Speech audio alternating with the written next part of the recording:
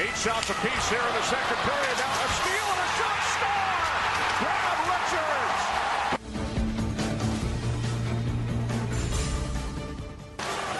Here's Killorn setting up Stamkos. He scores! All right, welcome back to Out of Bounds here on SportsTownChicago.com. I am Robert Tatka, and with me at this time is the voice of the New York Rangers on the MSG Radio Network, as well as one of the voices of the NHL on NBC, Mr. Kenny Albert. Kenny, thank you for being with us here on Out of Bounds. How are you doing today? I'm good, guys. Thanks for having me. Kenny, you were able to call the Tampa Bay Lightning against the New York Rangers in the Eastern Conference Finals.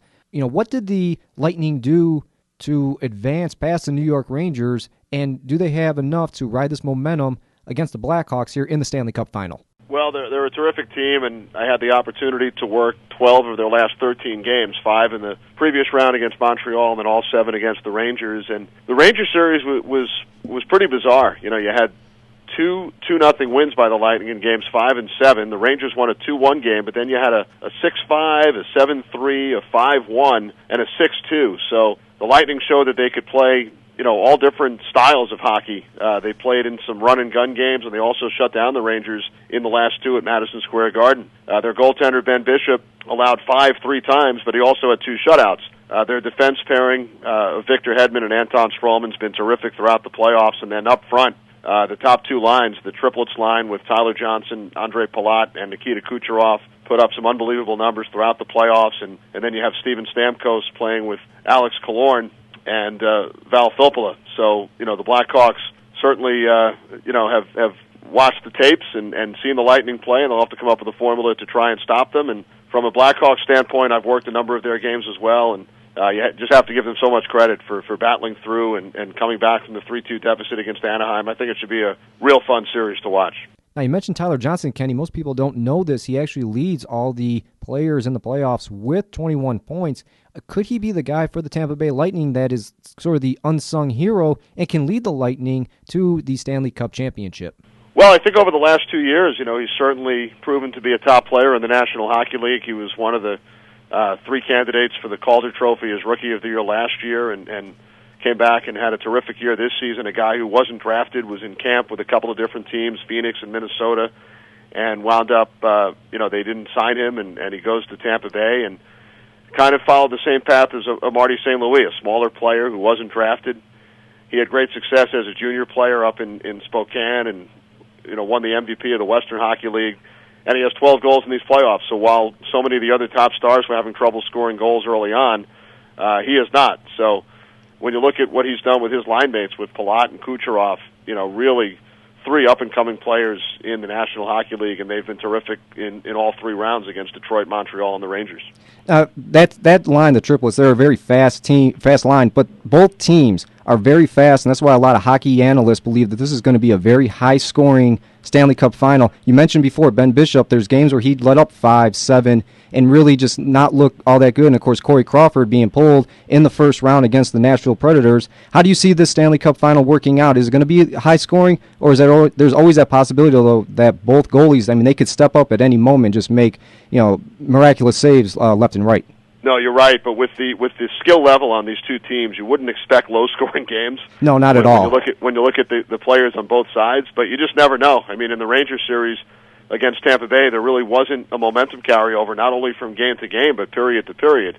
The first game, like I said, was 2-1, then the Lightning win 6-2 and 6-5 in the next game in overtime, and the Rangers wind up winning game 6, 7-3. So, I would expect the scores would be more, 4-3, 5-4 than 2-0 or 2-1 in this series for sure. I was going to say, because both those teams, they endured such grueling conference finals, both going to 7 games. I was actually on my feet for watching both conference finals. Do either team, do you think they'll have anything left in the tank? It's kind of a cliche question. This is the Stanley Cup Final. They obviously do, but have they actually kind of let it all out there, ran out of gas within those last 2 finals? Yeah, there is a bit of a layoff, though, so I think that will help both teams. The Lightning, wrapped up their series Friday, the Blackhawks on Saturday. They won't play again until tomorrow, which is Wednesday. So the layoff, I think, will help. There's been so much talk about the Blackhawks primarily going with 4 defensemen, but those guys are world-class. When you look at Keith and Seabrook and then Chalmers and Oduya, They've been a part of championship teams now over the last 5 years, and again, I think the 4-day break for the Blackhawks will certainly help. Now, you mentioned the Blackhawks. They've won 2 Stanley Cups within the past 5 years. The only other team close to that are the Los Angeles Kings with 2 in the last 3. The way that the league works now with the salary cap era, if the Blackhawks win here, will they be considered a dynasty, or is this still too early to debate? That's a great question. I think you have to look at them in that class. I mean, they won't have the consecutive cups like the Canadiens, Oilers, or Islanders did, but 2010, 13, and now if they win in 15, that's 3 and 6 years. I think you do have to consider them with those other teams that I just mentioned. Maybe not in the same breath with the 80s Oilers or 60s or 70s Canadiens or 80s Islanders, but pretty close. Because when you look at the core group, I know there are 7 guys on the current Blackhawks team that have won 2 cups. Their coach, Joel Quenneville, has been there for both. So you just have to give them so much credit for what they've done. They lost so many key players after the first cup and then lost some more after the second cup, but continue to fill in the gaps. And then you bring in a leader like Brad Richards, who's won a Stanley Cup before, went to the finals with the Rangers last year. And some of the moves at the deadline for Desjardins, who's played effective minutes in these playoffs. And then once you lose Roosevelt and have to fill in with Rundblad and Comiskey and Tiemann, and they haven't played a lot of minutes, but the Blackhawks have been able to get through the first 3 rounds, and here they are getting ready to play in yet another Stanley Cup Final. We're here with Kenny Albert from the NHL on NBC, as well as the New York Rangers, play-by-play man, and in my mind also, I know it's not football season, but you do so many Bears games, I sometimes feel you're like the Bears regular season announcer all the time. Before we get into your prognostication, who you think may take it. You mentioned Martin St. Louis, obviously New York Ranger. He was forced to trade from the Lightning to the Rangers last year. I believe he's in the last year of his contract, and he really didn't play to the level that he has in the past. Do you feel that he'll be brought back to the Rangers next year? And if so, is it going to be obviously on a reduced salary? And will we actually see playing time decreased? Right. I mean, that's a good question. Even though he struggled in the playoffs, he was the Rangers' second leading scorer during the regular season. He was tremendous in the playoffs last year when he scored 8 goals, including an overtime winner against Montreal. So he'll sit down with the Rangers, I'm sure, and look towards the future, and do they bring him back for another year? It's a question only Glenn Sather, the general manager, can answer at this point. But again, he's the first to admit that he had a disappointing playoffs, only scored 1 goal, but he's certainly been a big part of the Rangers team that's played 7 playoff rounds now over the last 2 springs.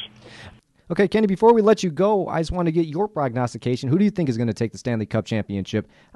We had Dave Michigan on just yesterday from the Tampa Bay Lightning. He did not really want to give his choice. He says he doesn't really make predictions, although I'm pretty sure he's taking the Lightning. I have the Lightning winning in 7. Kenny, who do you think is going to be winning the Stanley Cup championship?